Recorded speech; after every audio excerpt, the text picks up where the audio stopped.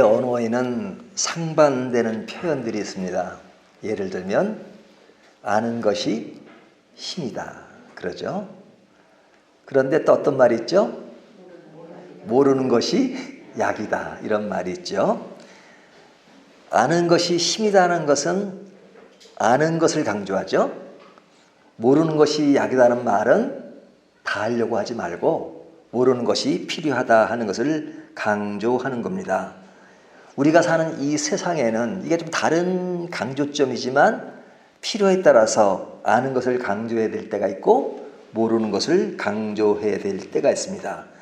이것이 우리의 삶이 그렇게 간단하지 않다는 거죠. 많은 상황들이 우리에게 놓여 있다는 것이죠. 그래서 이런 많은 상황들을 잘 고려하고 이럴 때는 이렇게 하고 저럴 때는 저렇게 할 줄 아는 것이 우리의 삶을 균형 있게 사는 겁니다.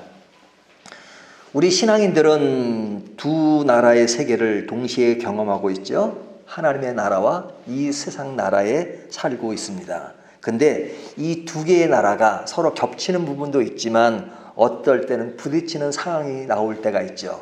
그럴 때마다 어떠해야 되는가 하는 것을 고민할 때가 있습니다. 저희가 지금 마가복음을 계속 묵상하고 있는데요. 이 마가복음에 나오는 오늘 본문은 굉장히 짧죠. 1장 12절 13절을 보면 이것은 그 예수님께서 광야에서 시험을 받는 장면입니다. 근데 딱 두 절로 되어 있어요. 근데 이 내용이 마가복음만 기록된 것이 아니라 마태복음과 누가복음에도 기록되어 있습니다. 이 마태복음은 11절로 되어 있고요. 그리고 누가복음 13절로 기록되어 있습니다. 그런데 마가복음은 딱 두 절로 되어 있어요. 이 마태복음이 사복음 중에서 가장 길죠. 긴 것은 이 글을 기록한 마태가 길게 기록한 것이죠. 길게 기록했다는 것은 좀 더 자세히 기록했다는 겁니다. 마태는 원래 직업이 뭐였죠? 기억나세요? 마태 직업. 예수님의 제자지만 뭐 할 때 예수님이 부르셨죠? 그가 세리할 때. 세리. 그러니까 그 당시는 세리들은 이 돈을 많이 이렇게 뜯어내야 돼요. 그러려면 어떤 상황에 어떤 것을 뜯어내기 위해서 많이 기록을 많이 해야 돼요. 다 기록해야 돼요. 얼마 받았고 얼마 이런 거 다 기록해야 돼요. 그러니까 아마 마태도 그런 기록하는 훈련들은 아마 잘 돼 있을 겁니다. 그래서 이 마태복음은 예수님이 행하셨던 그 모든 것들을 상세히 기록해 놨던 것들을 마태복음을 통해서 기록했기 때문에 아마 더 길어졌던 것 같아요. 근데 이 마가복음은 굉장히 짧지만 짧다고 해서 뭐 내용이 없는 것은 아닙니다. 짧은 두 절이지만 그 속에 주요 핵심 포인트는 다 담고 있습니다. 자, 그러면 이 말씀 속에 어떤 내용이 나오냐? 예수님이 이제 시험을 받으시는데 어디에서 시험을 받으십니까? 광야에서 받으시죠. 광야에서 12절 보면 성령이 곧 예수를 광야로 몰아내신지라 광야에서 시험을 받습니다. 근데 이 광야라는 말은 여기만 나오는 것이 아니라 성경 여러 곳에서 광야라는 말이 계속 나오는 것을 볼 수 있어요. 출애굽기에 보면 이스라엘 백성들이 이제 애굽을 벗어나서 가나안 땅에 가는데 얼마나 걸렸죠? 한 11일, 12일이면 갈 수 있는 땅인데 쭉 삥 돌아가지고 40년이 걸렸습니다. 그 40년 동안 거의 대부분 어디에 머물렀죠? 광야에 머물렀죠. 그러니까 그 40년의 광야 생활이 있었습니다. 예수님도 시험을 받을 때 며칠 동안 받으셨느냐? 40일 동안 시험을 받으셨습니다. 그래서 13절에 보면 광야에서 40일을 계시면서 그러죠. 뿐만 아니라 노아 홍수는 며칠 동안 이루어졌죠? 노아 홍수. 노아 홍수가 며칠 동안? 40일 동안. 모세가 시내산에서 기도할 때 십계명을 받을 때 그 산에서 며칠 동안 있었죠? 40일. 골리앗이 이스라엘 위협하던 전쟁이 있잖아요. 그때 위협하던 그 기간이 며칠이죠? 40일. 엘리야가 광야에서 두려워해 떨던 때가 그 기간이 며칠이죠? 40일. 그렇죠? 그러니까 이 40일이라는 것, 또 40년이라는 것은 성경에 계속 나오는데 이 기간이라고 하는 것은 한정된 시간을 이야기하는 거죠. 뭐 40년 좀 길고 많이 길 거죠. 또 40일은 좀 짧고 그렇지만 또 하루를 기준으로 보면 긴 시간이긴 하지만 그러나 영원한 것은 아니고 어느 기간 동안 한정된 시간 이것을 보여주고 있죠. 그리고 지금까지 나왔던 이 사건들을 보면 그들이 영구히 그 장소에 머문 것이 아니라 광야라고 하는 것도 한정된 장소라고 할 수 있죠. 우리가 소풍을 가면 한정되게 소풍을 가는 거지 진짜 살 집은 어디예요? 자기 집. 그렇죠? 소풍 간다 그러잖아요. 그러니까 이 광야도 소풍처럼 잠시 머무는 곳이에요. 그리고 어느 기간 동안 머무는 곳입니다. 그러면 광야라는 것이 어떤 것이냐? 이 광야란 말은요, 헬라어의 에레모스라는 말인데요. 이것이 어떤 뜻을 담고 있냐면 영어에 보면 고독한 그러죠. 이 고독할 때 solitary, 그렇죠? 고독한 그런 의미를 담고 있습니다. 또는 abandon, 이 버림받았다. 어떤 그런 뜻을 갖고 있고요. 또는 destroyed, 아주 항막한 그런 것. 그 다음에 항폐한, 우리가 사막할 때 데저트 그러잖아요. 그러니까 이런 어떤 광야의 뜻을 가지고 있습니다. 이런 그 광야 자체가 뜻을 지닌 것이 이렇게 항폐하고 고독하고 항망하고 뭐 한 그런 어떤 뜻을 가지고 있는데 오늘 본문에 보니까 그런 자체의 광야의 뜻이 있지만 여기 보면 13절에 광야의 40일을 계시면서 사탄에게 시험을 받으시며 들짐승과 함께 계시니 그러죠. 여기 들짐승과 함께 있다. 들짐승이라는 것은 사람을 위협하는 동물을 포함하는 겁니다. 그러니까 이게 뭐 광야에서 잠을 잔다거나 그러면 어떤 위험이 있어요? 그런 사나운 동물들이 나타나서 사람을 해칠 수가 있죠. 그러니까 이 광야라고 하는 것은 사람이 살기가 참 어려운 곳이에요. 아주 황량하고 항막한 그런 곳에 또 들짐승의 위협이 있는데 그런 것을 광야라고 합니다. 그러니까 이 광야라고 하는 것은 사람이 살기 편한 데가 아니라 살기에 굉장히 불편한 곳이죠. 그러니까 이 불편한 곳에서 예수님이 지금 시험을 받고 계신 겁니다. 예수님뿐만 아니라 앞에 거론된 많은 사건들도 굉장히 어려운 환경 속에서 이루어진 사건임을 보여줄 수 있는 거죠. 자, 그러면 예수님께서 이 40일 동안 이 황량한 광야에서 시험을 받으시는 이유가 무엇일까? 왜 시험을 받으실까? 우리가 지난 시간에 뭘 다뤘죠?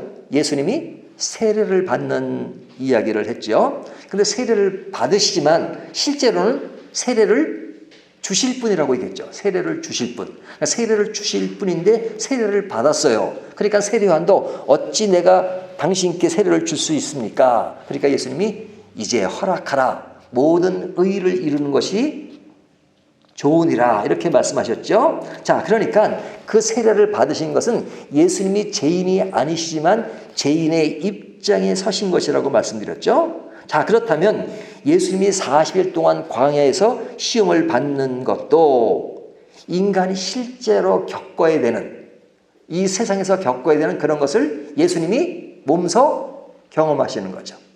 예수님이 인간으로 오셨고 그리고 우리가 받아야 될 모든 죄의 대가를 받으시기 위해서 철저히 인간이 되신 겁니다. 그래서 예수님은 세례도 받으시고 그리고 이 세상에서 우리가 늘 견디고 받아야 될 고통, 시험 이런 모든 것들을 광야에서 40일 동안 받으시는 겁니다. 그러니까 이 광야는 우리들이 겪어야 될 그것을 예수님이 받으시는 거죠. 우리에게 광야는 어디입니까? 우리가 사는 이 세상은 광야라고 말할 수 있죠. 우리가 이 광야에서 영원히 사는 것이 아니라 우리는 주어진 시간 동안 삽니다. 100년도 살 수 있고 더 살 수도 있고 덜 살 수도 있습니다. 근데 우리가 사는 이곳에는 늘 들짐승이 우리를 위협하듯이 우리의 삶을 위협하는 것들이 늘 존재하죠. 위협뿐만 아니라 늘 우리는 이 세상을 살아가면서 시험을 받습니다. 시험을 받아요. 많은 시험을 받습니다. 어떤 시험을 받죠? 예수님이 받으셨던 그 시험을 그대로 받아요. 사탄이 예수님을 시험할 때 제일 먼저 무엇으로 시험을 했죠? 돌을 떡으로 만들라 그러잖아요. 그러니까 돌을 떡으로 만들라. 이 떡이라고 하는 것은 먹고 사는 문제잖아요. 그러니까 우리가 살아가면서 늘 먹고 사는 문제가 걸려 있어요. 먹고 사는 문제가 힘들어지면 고민하게 되고 어떻게 살까를 염려하게 되잖아요. 또 어느 정도 살아도 더 잘 살려고 하고 더 좋은 것을 누리려고 하는 것이 인간의 마음이에요. 그러니까 따지고 보면 인간은 삶에 대한 문제, 먹고 사는 문제를 늘 고민해요. 물질의 문제가 그래서 우리에게 중요해요. 그래서 사탄은 우리 인생에서 겪고 있는 어떤 물질에 대한 문제를 예수님에게 시험합니다. 돌을 떡으로 만들라. 이런 시험을 하죠. 두 번째 시험은 성전에서 뛰어내리라 그러잖아요. 성전에서 뛰어내리면 하나도 다치질 않아요. 예? 다치지 않는 그 모습을 보면서 아, 이분은 참 능력이 있다. 그 능력이 있다라고 보여지는 것이 뭐예요? 하나의 명예라고 할 수 있죠. 그 명예를 보이라는 겁니다. 그리고 제일 마지막에는 나에게 경배하라. 이런 시험을 합니다. 그러니까 그 앞의 질문과는 조금 다른 의미가 있어요. 세 번째 질문은 그러니까 자기에게 굴복해라 하는 그것인데 우리들로 말하면 세상은 우리에게 한없이 시험을 합니다. 너희들은 뭐 예수 믿는다고 뭐 하나님 나라 이렇게 부르는데 세상을 살려면 세상에 굴복해 살아야 돼. 세상의 정서와 세상에 유행하는 인기 있는 그런 것을 따라가야 지혜롭게 사는 거지 세상과 등지고 살면 그건 어리석은 것이야 라고 세상이 늘 도전합니다. 그러니까 세상이 늘 우리를 향해서 세상을 경배하라 이렇게 말합니다. 그러니까 우리는 늘 세상 살면서 이러한 시험 속에 쌓여 있어요. 먹고 사는 문제, 명예 문제, 권력 문제 그리고 누구에게 줄을 서야 되는가 하는 그런 문제를 늘 경험하고 삽니다. 이런 문제는 예수님 당시에만 이루어진 것이 아니라 인간이 만들어지는 최초의 에덴 동산에서도 그런 시험은 늘 있어 왔어요. 우리가 창세기 보면 그 시작에 인간이 창조되면서 나오는 이야기가 뭡니까? 뱀이 하와를 꼬이는 그런 장면이 나오잖아요. 근데 그 뱀이 뭐라고 꼬입니까? 선악과를 먹으라고 하잖아요. 선악과를. 하나님은 선악과를 먹지 말라고 했는데 선악과를 먹으라고 그래요. 그러니까 사탄이 어떻게 꼬입니까? 아이고 하나님 먹지 말라고 했는데 왜 먹지 말라고 했겠어. 저것을 먹으면 내 눈이 밝아져 하나님같이 되니까 하나님이 먹지 말라고 하는 거야. 먹으면 하나님처럼 돼. 그러니까 사람이 서서히 그 말에 그냥 끌려가게 되죠. 그래서 하와가 그가 유혹한 대로 선악과를 딱 보니까 예전에 보이지 않던 것이 보여요. 성경은 뭐라고 말씀하고 계세요? 딱 선악과를 보니까 먹음직도 하고 보암직도 하고 지혜로울 만큼 탐스럽다 이렇게 얘기하잖아요.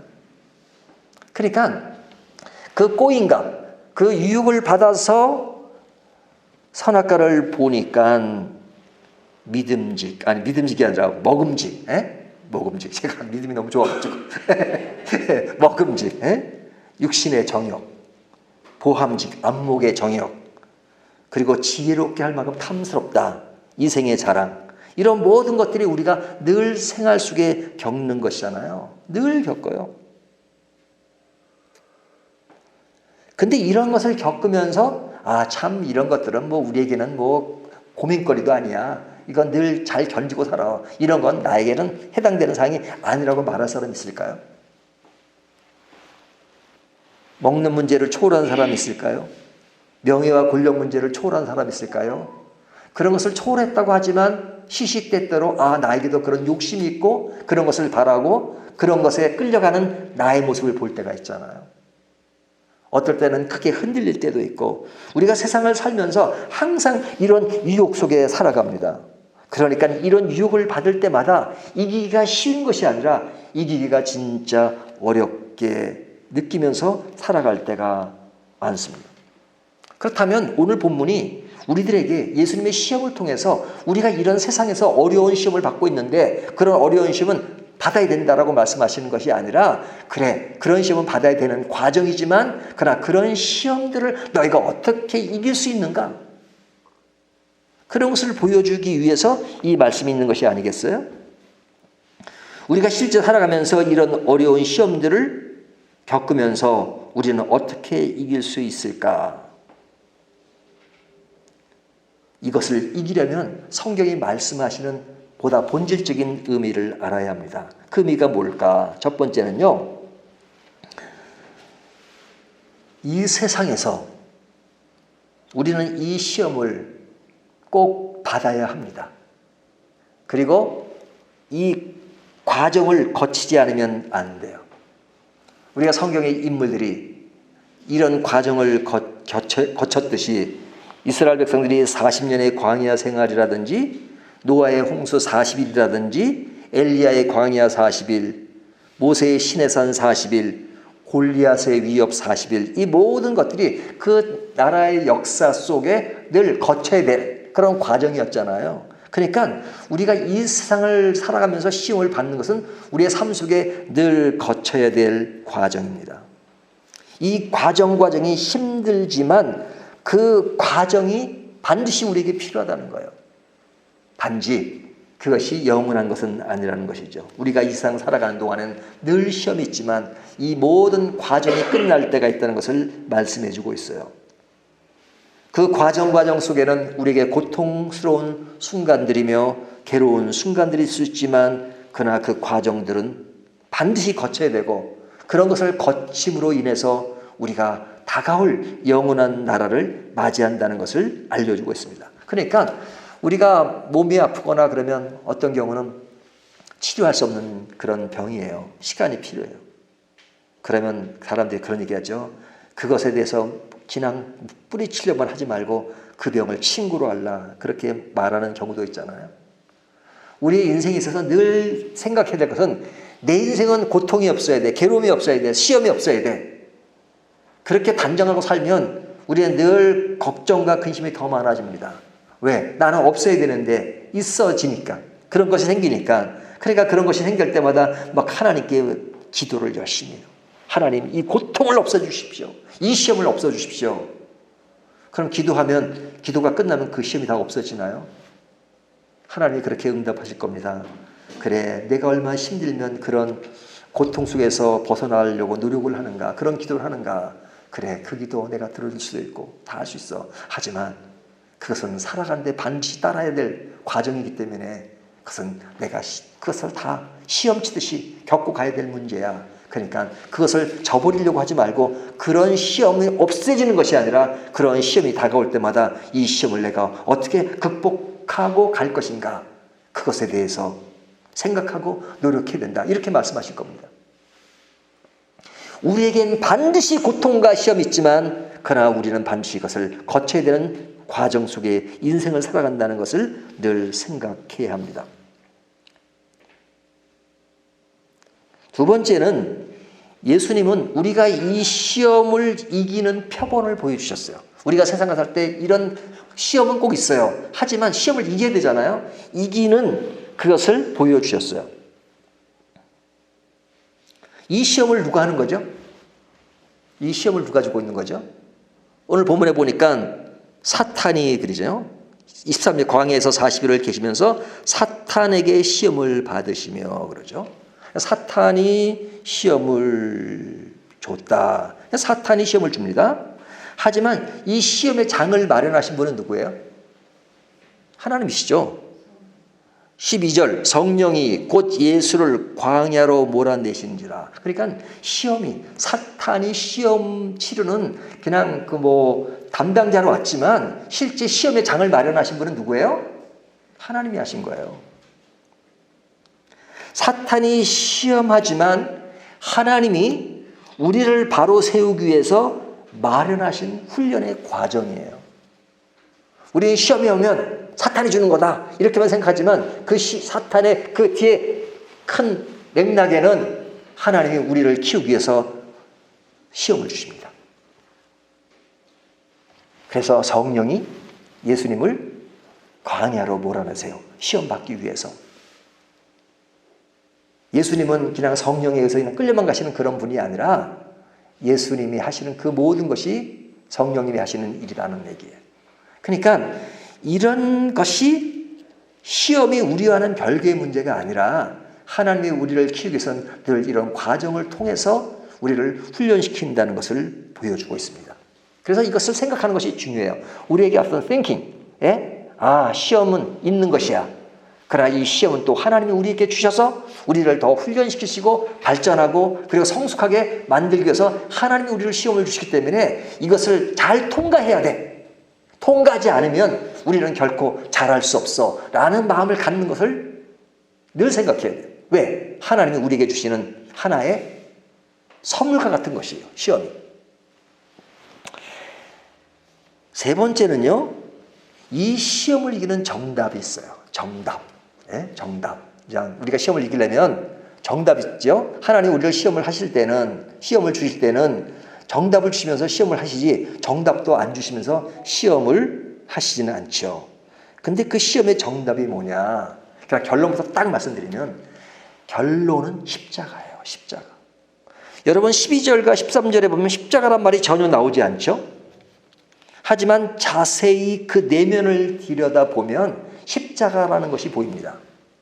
어떤 의미에서 십자가가 보이냐면 사탄이 시험한 게 세 가지였죠. 첫 번째 시험이 뭐였어요? 떡으로 시험했죠. 떡. 돌을 떡으로 만들라. 두 번째는 성전에서 뛰어내리라. 그리고 세 번째는 나에게 경배하라, 절하라 이러죠. 자, 이렇게 사탄이 시험을 할 때마다 예수님이 어떻게 반응하셨습니까? 예수님이 하나님의 말씀으로 반응하셨어요. 신명기에 있는 말씀, 돌로 떡을 만들라. 그러니까 사람이 떡으로만 살 것이 아니요 하나님의 말씀으로 살 것이니라. 이렇게 이야기하셨죠. 신명기에 나오는 말씀이에요. 그 다음에 세 번째는 내 하나님을 시험하지 말라. 그렇게 말씀하시죠. 그러면서 계속해서 예수님은 신명기 말씀으로 이야기하세요. 자, 그런데 말씀만 하시지 실제로 그렇게 하시나요? 안 하시나요? 다시 말하면 돌을 가지고 떡을 만들라고 했을 때 실제로 예수님이 돌을 가지고 떡을 만드셨나요? 안 만드셨나요? 성경 어디 봐도 예수님이 돌을 떡으로 만드시지 않았어요. 시험 중에 예수님은 말씀으로 사람이 떡으로만 살 것이 아니요 하나님의 말씀으로 살 것, 말씀을 하셨지 실제로 돌을 떡으로 만들지 않았어요. 성전에서 뛰어내리라고 하니까 예수님이 실제로 성전에 뛰어내리지 않았어요. 만약에 예수님이 돌을 떡으로 만드셨다면 그것을 보는 사람이 만약 있었다면 놀라운 일이 아닙니까? 놀라운 기적, 놀라운 기적. 와, 돌이 떡이 되는구나. 어느 누가 돌을 떡으로 만들 수 있어? 어느 누가 할 수 없는 거잖아요. 더 놀라운 일이 일어나는 것이 아니겠어요? 그렇지만 예수님은 돌을 떡으로 만들지 않으셨어요. 딱 높은 성전에 뛰어내렸는데 하나도 다친 바가 없어요. 그러면 와, 능력 있는 분이요? 그렇게 알 거 아닙니까? 그러니까 사탄이 시험할 때 뭐라고 얘기하죠? 돌을 떡으로 만들려고 할 때 그 앞에 무슨 말이 있죠? 내가 하나님의 아들이거든. 하나님의 아들이면 당연히 돌을 떡으로 만들 수 있지 않겠냐 이거예요. 돌을 떡으로. 당연히 하나님의 아들이면 돌을 떡으로 만드는 정도가 아니라 세상을 다 바꿀 수가 있죠. 그러니까 사탄이 알아요. 하나님의 아들이거든 돌을 떡으로 만들라. 또 성전에 뛰어내리라. 그러면 하나 다치지 않을 것이다. 하나님의 아들이거든. 그러면 하나님의 아들인 것이 증명이 되는 겁니까? 안 되는 겁니까? 사탄이 하나님의 아들이거든 뛰어내리라 그리고 돌을 떡으로 만들라 그래요. 하나님의 아들이니까. 그러면 실제로 뛰어내리면 실제로 돌을 떡으로 만들면 하나님의 아들이 인정되는 겁니까? 인정이 안 되는 겁니까? 당연히 인정되죠. 당연히. 하나님의 능력이 보여지는 거니까 역시 하나님의 능력이 하나님의 아들이구나 이렇게 생각할 수 있잖아요. 이것이 사탄의 전략이에요. 사탄은 끊임없이 지금 하나님의 아들인 것들을 비추게 하는 거예요. 모든 초점이 하나님의 아들로서 부각되도록 지금 시험을 하고 있는 거예요. 하나님의 아들. 그러니까 하나님의 아들이니까 실제로 사탄은 알아요. 그러니까 하나님의 아들로 증명해. 할 수 있는 거잖아. 돌을 떡으로 만들고 성전에서 뛰어내리고. 근데 예수님이 뛰어내리도 않고 돌을 떡으로 만들지도 않아요. 왜 그러실까요? 왜 안 하셨을까요? 그렇게 보이면 더 능력이 있는데, 능력이 나타나는데, 그 이유는 뭐냐면 예수님이 오셔서 강조하고 싶은 것은 세례를 받으시거나 시험을 받는 그 이유는 하나님을 강조하고 싶은 것이 아니에요. 내가 하나님의 아들인 것을 강조하고 싶은 것이 아니라 철저히 인간으로 오신 것을 강조하고 싶은 거예요. 인간으로. 왜? 예수님이 이 세상에 오신 것은 우리의 죄를 구속하기 위해서 철저히 우리를 대변하고 계신 거예요. 하나님의 아들이시지만 죄가 없으시지만 죄인의 모습을 지니고 우리 인간으로 똑같이 우리의 모습과 우리의 삶의 형태와 이 모든 것들을 드러내시는 것이에요. 그리고 우리를 대신해서 십자가에 죽으시는 거예요. 우리에 대한 대가를 다 바치는 거예요. 우리에 대한 죄의 대가를 다 받으시기 위해서 철저히 우리가 되시는 거예요. 우리 인간이 되시는 거예요. 사탄은 그걸 너무 잘 알죠. 그것을 숨기기 위해서, 그것을 감추기 위해서 그는 철저히 인간 되시는 예수 그리스도를 자꾸만 하나님 되심으로 강조하는 겁니다. 내가 하나님의 아들이거든 돌을 떡으로 만들라. 그리고 공중이 아니라 성전에서 뛰어내리라. 그러면 하나님의 아들인 것이 드러날 거 아니냐. 근데 그런 전략을 예수님이 다 알고 계시죠. 왜? 예수님은 인간으로 오셔서 하나님의 어린 양으로서 십자가의 제물이 되기 위해서 오셨어요. 철저히 인간 되심을 강조하는 겁니다. 우리가 본문을 보면 예수님이 40일을 금식하셨어요. 굶으셨어요. 배고프셨어요. 배고프신지라 줄인지라 이런 말씀들이 뭐냐면 철저히 인간 되신 예수님을 강조한 것이에요. 예수님이 인간 되심은 인본주의를 강조하기 위한 것이 아니라 예수님은 철저히 하나님이시고 하나님의 아들이시고 우리 인간과 다른 죄가 없으신 분이지만 우리를 구원하러 이 땅에 오셨기 때문에 인간의 모습을 지녀야 되는 것입니다. 인카네이션 그러잖아요. 성육신. 철저히 인간으로 오셔서 우리를 구원하기 위해서. 그것이 십자가의 계획이에요. 그 십자가의 계획을 완성하기 위해서 예수님은 세례를 받을 필요가 없는데도 세례를 받으시고 죄인이 받는 것인데, 그리고 시험을 받을 필요가 없는데 우리가 세상에서 겪는 그 많은 시험을 예수님이 받고 계신 것이에요.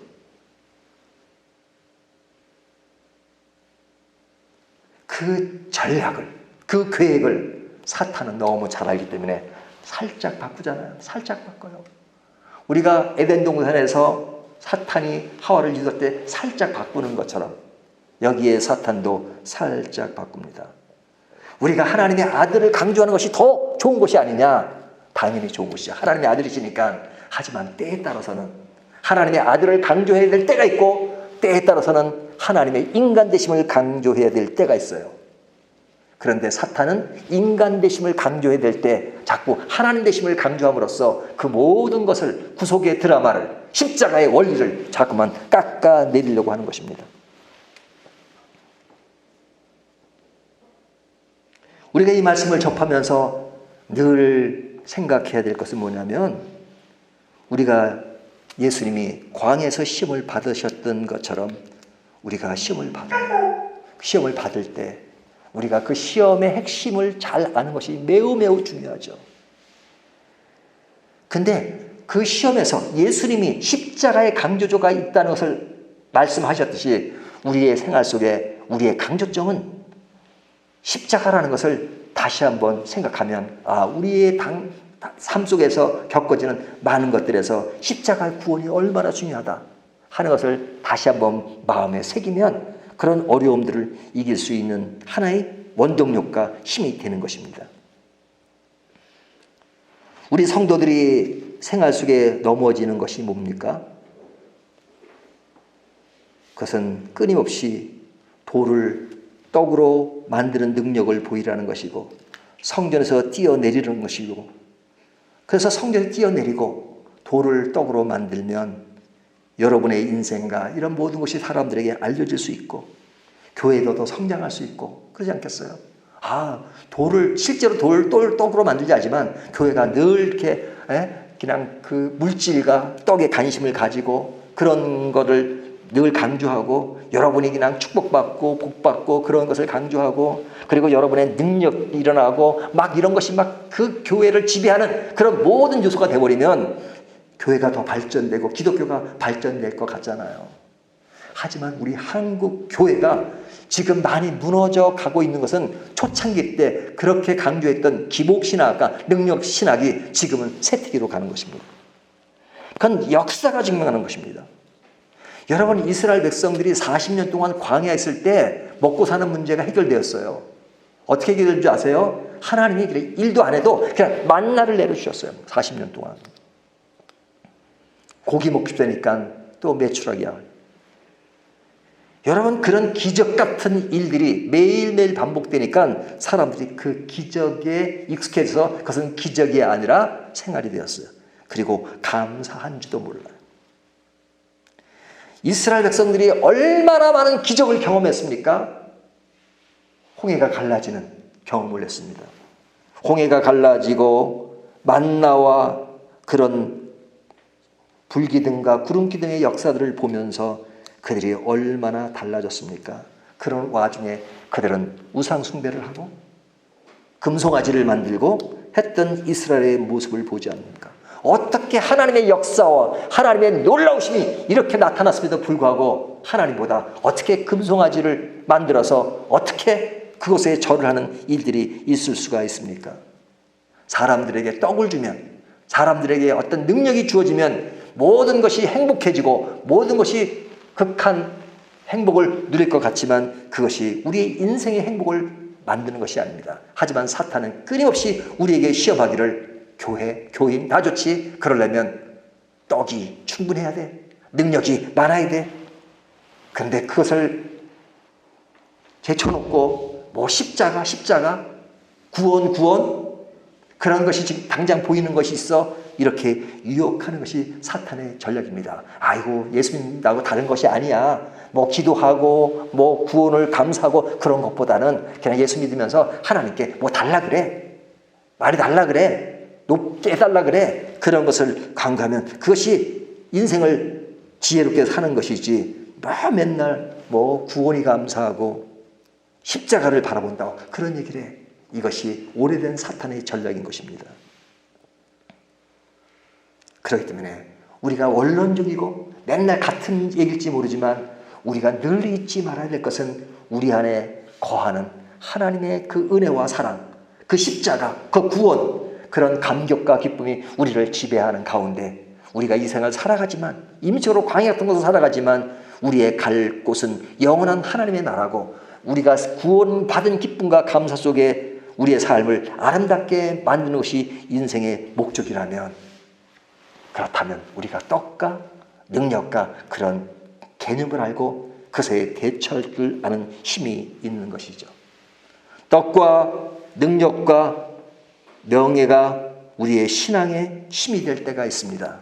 하지만 떡과 능력과 명예를 모르는 것이 약이 되기도 합니다.